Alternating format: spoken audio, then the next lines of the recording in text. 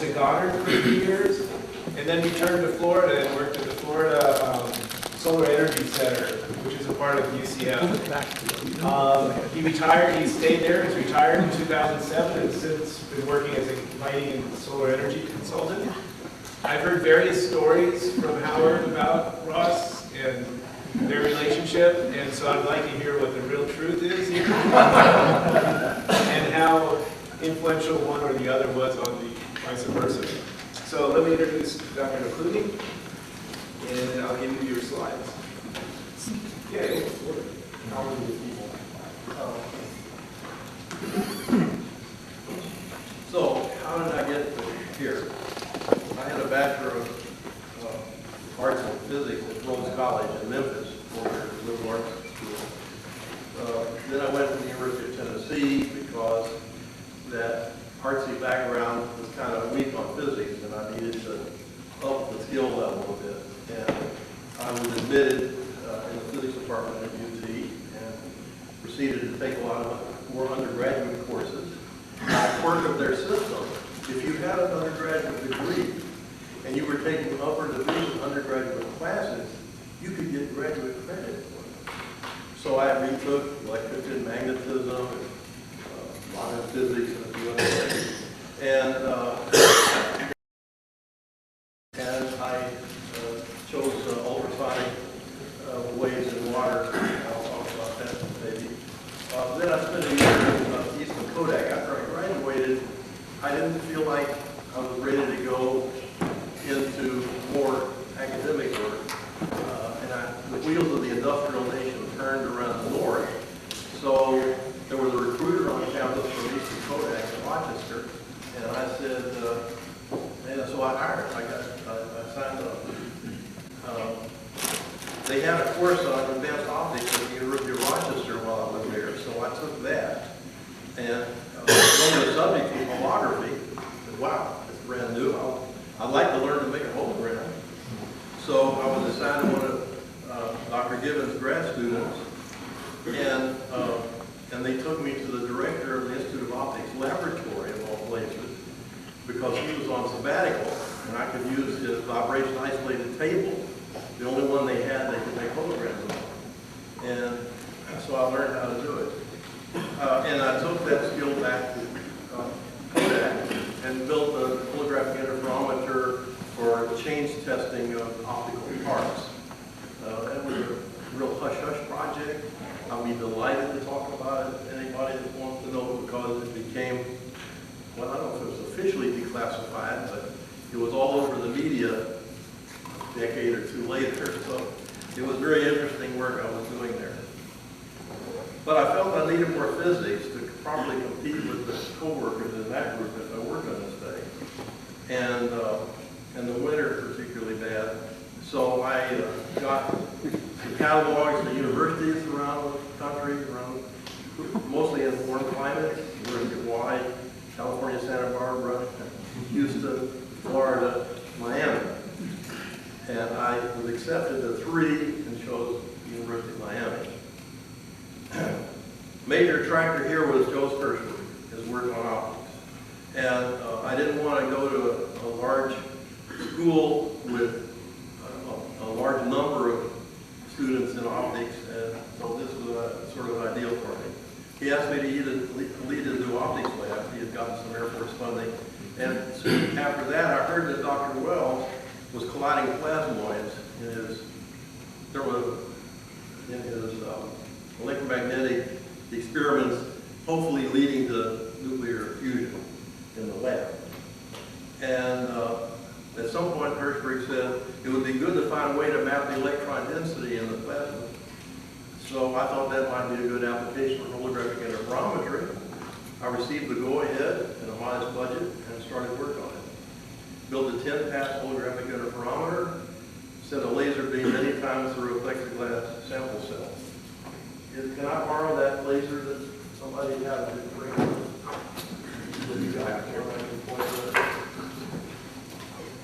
I can point. Oh, here it is. This was there, right there. Yeah. So the laser comes out.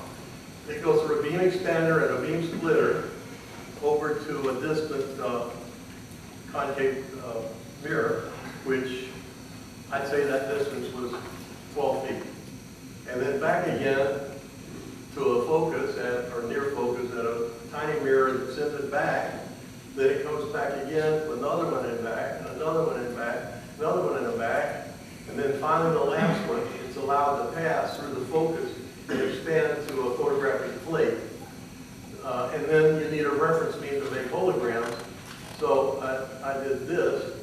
Of course, if you were listening to George talk about coherence and stuff like that, the coherence length of lasers is not infinite. There is some distance beyond which this beam would not interfere with that long beam. And so I'm pretty sure I remember having to send this beam to a few mirrors to come back and forth and get the path length approximately the same before they hit the hologram. So with everything empty, you expose the hologram, record it, process it, put it back in place. And now when you turn this on, it regenerates the beam that was coming from over here. So that wavefront is coming from the hologram. Even if you took all that out, just did it with the reference beam. But if you leave that in, but now introduce a CO2 gas into this strange cell, you have different path lengths. And so the question is, would that show up in the hologram? Could we make an interferometer so sensitive that whatever the electrons do to light would show up? And so after an enormous amount of work, I did that, and I succeeded in getting and with nasty optics, I mean a plexiglass, not the best optical material in the world. And that was the beauty of holographic interferometry.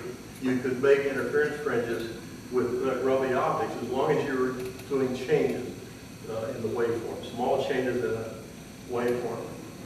So that worked, and I was pretty much finished with that. So when the CO2 was added, the cell, the fringes were bent in the middle of the CO2 prism. We measured the angle of bend and the density of the gas, the change in density, and it matched up pretty well. So I finished my work in Hurst lab.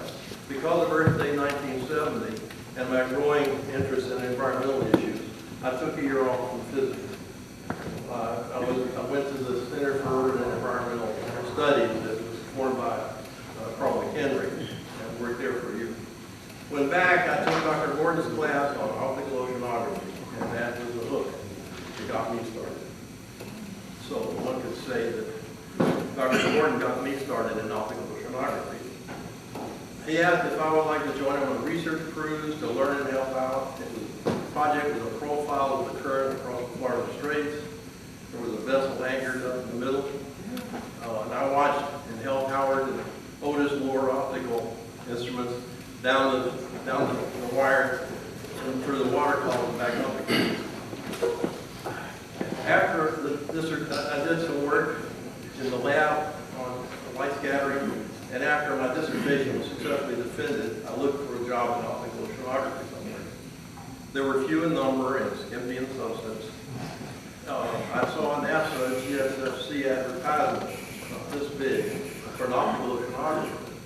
I think it had a contact number, so I called and asked, and said, oh yeah, you can apply. And so I put in an application, but I had to wait. The word was, well, we like you, but there's another candidate who has veteran preference. But he's not an oceanographer. He was a sonar guy on a submarine. And that was supposedly going to qualify. Well, it took a while for the bureaucracy to try to sort that out. And I had to wait some more. Then the President Nixon instituted a hiring freeze in the Fed. I got a call. Say yes by midnight or the job will go away. So I told my wife, I called him back, I said yes. This was early 1973. But then the further catch was, well, you also have to be here by 1 January or the job goes away again. So we scrambled to get up there, found an apartment and I started work. I started by reading current work in optical oceanography, a lot of the papers I read, the authors are in this room, and that was stimulating, it was fun. And I did have Warren Hovis, who did the hiring, he was the one that hired me, to talk to occasionally. But he was quite busy, and I didn't have a lot of interaction with him. I was pretty much on my own.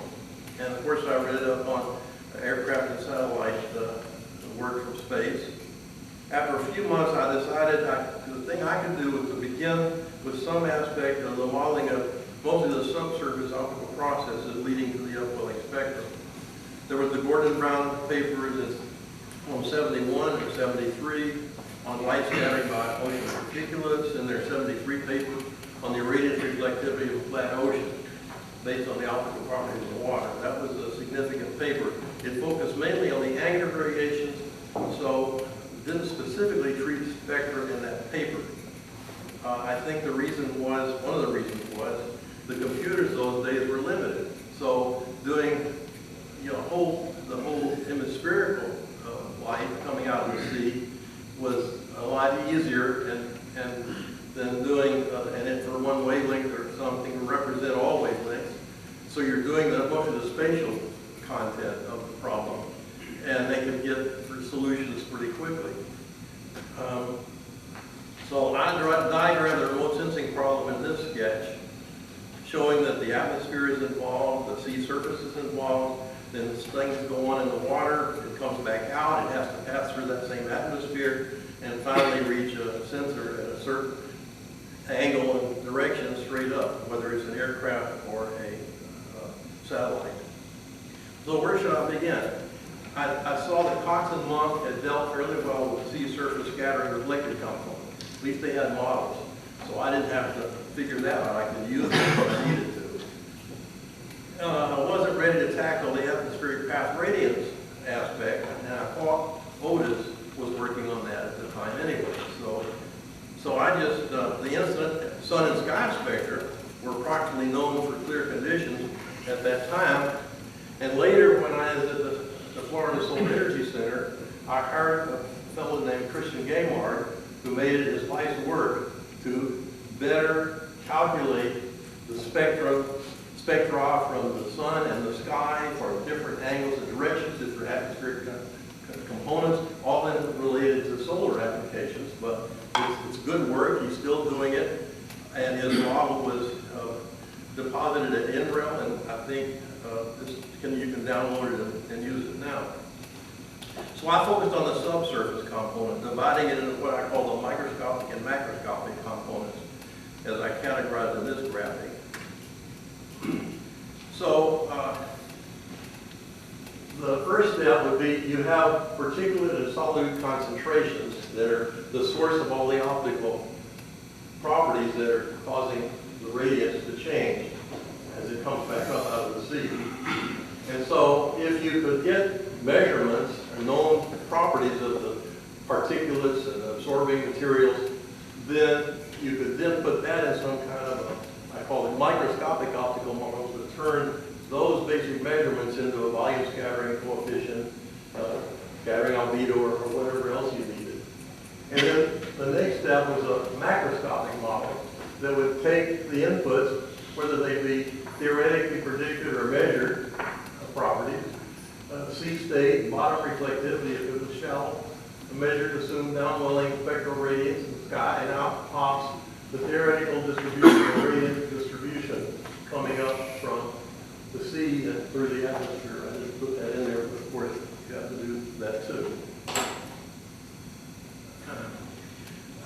Morella's 73 work with pure seawater was a start on a microscopic optical model, but a lot more was needed in that area. So I set it aside to work just on the macroscopic model. Gordon and Brown had begun their Monte Carlo radiative transfer work aimed at predicting the hemispherical diffuse radiation emerging from the sea. However, including the full spectrum of directional variation stretched the capability of the computer. So I just started to start with a simple, single scattering analytical model, and then work at improving it. I developed some equations for estimating the upwelling radiance as a function of depth of the sea, based on what was coming in at to that point and hitting a narrow layer at depth. As a function of the direction as the flux approached a flat sea surface from below. So it had angular scattering, angular radiance data in it. Spectral variations could be introduced simply by making all of the input optical properties spectral in nature. So every step was done at a specific wavelength. So we modeled everything in the model using the wavelengths of choice. Following the 73 Gordon and Brown paper, Howard offered a letter to Applied Optics, updating some aspects of his previous work. He replaced the table with a better one, but he also included a suggestion for simplifying the model. His idea was to express the forward scattered portion of the VSF because most of the seawater particles were strongly forward scattering. Express it as a delta function, the forward scattering component only.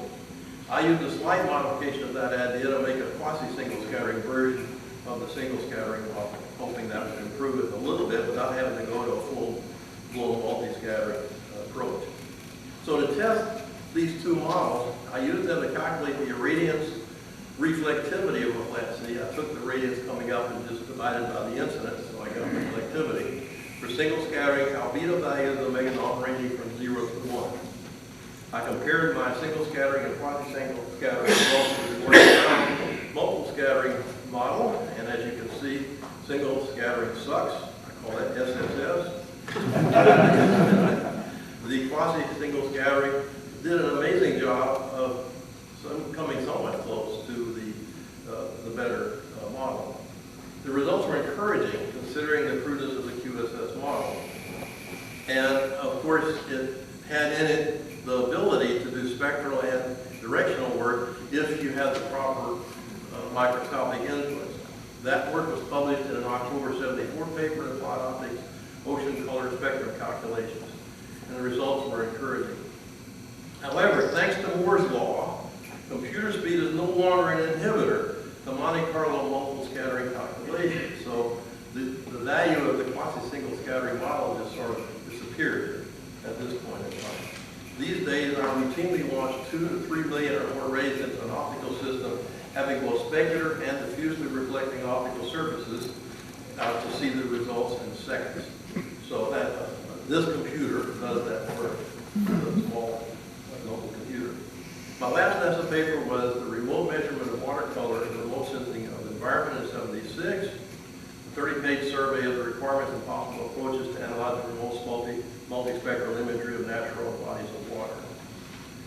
Then I got a position at the newly formed Florida Solar Energy Center, Research Institute in Seattle. 31 years later, I retired. That was in '07. So how did Howard Gordon get started in ocean color? My answer is Howard would have come to it anyway, perhaps a little later, had I not gone to NASA and worked in that field for a while.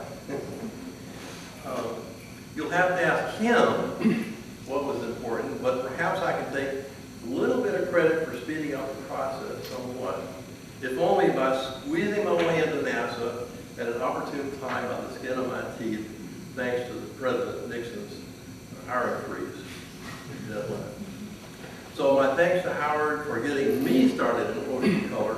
It was a fun ride.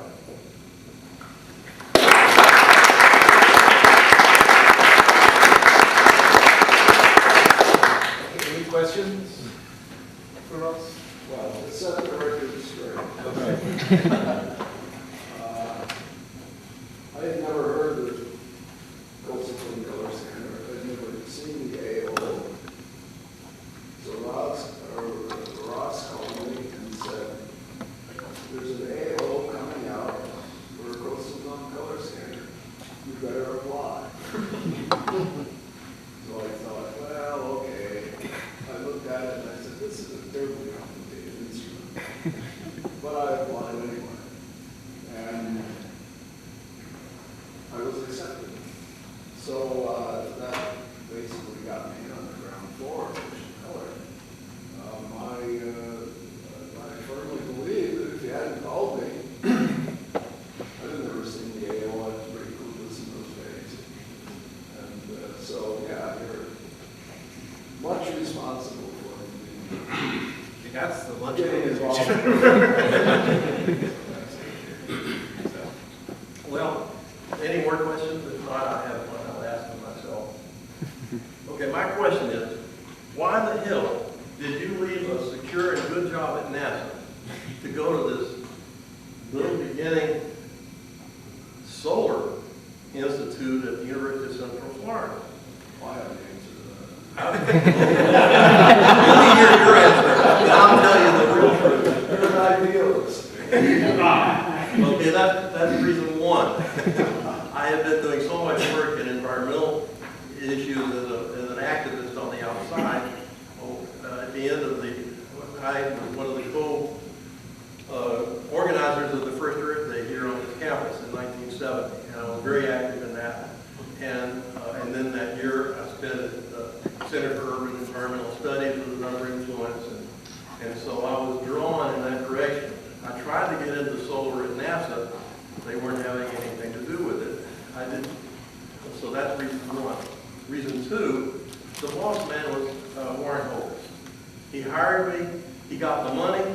He was good personal friends with the people at headquarters and visited them on a regular basis because Greenbelt is not far from Washington. And he had a really good career, a good track record. And he had done some early work. He'd done measurements of the color of the ocean from an airplane. So he was on board. I was in a group of earth scientists that I guess he had hired. I was in the hydrology and oceanography branch. I was the oceanographer, the optical oceanographer. And there were agronomists, there were geologists, there were people mainly trying to interpret the results from the Earth, which is Landsat 1. And there were earth scientists. So another thing bothered me a little bit. I talked to people down the hall, and they found ways of, if they could measure the spectral distribution coming from the tree canopy of the Amazon rainforest, they could determine subtle changes that represented oil or other resources down below. And the problem was there were very few roads into the Amazon. It was expensive to go in, and what they would do is they would drop some men down from a helicopter. They would blast a hole in the tree canopy so they could do some work to explore further. Now, if they had a fine, they could have justified putting a road to there. And once the road got in, it was cheaper to make the next road and the next road. And so I thought, oh my God. And NASA's position was, we're just the tool makers. We don't set environmental policy. In that area, you have to talk to somebody else. So that was reason two. I was drawn that way. Reason three, Hovis was doling out what money you could get in my direction in an area that was not very popular at headquarters, even in spite of his background. And so I just felt like I was spinning my wheels. And I wasn't sure where I would be going. I did get some money and built a spectral transmissometer, lab work for seawater, and I think I did a scattering meter, and I had Ball Aerospace make these two instruments, but I left before I had much of a chance to use them. And then the final reason is my mea culpa. Looking back, if all those things had conspired and I had stayed at NASA, it was interesting that a year later, Warren Hovis left NASA, went to NOAA. And if I had stayed there, even if I was just a grunt, and number two, this is the hard part, if I had talked to Howard more, and I could maybe come down to some of those meetings if they had started at that time, where you could discuss generally about the bigger issues, the bigger stuff, I could say, wow, now I've got some ammunition to go to headquarters with to push programs in different areas. Even though I was just out of PhD school, they don't listen to you for a while until you get more of a track record. But if I could have stuck with it, I might have had more influence, and especially could have helped Howard get his money.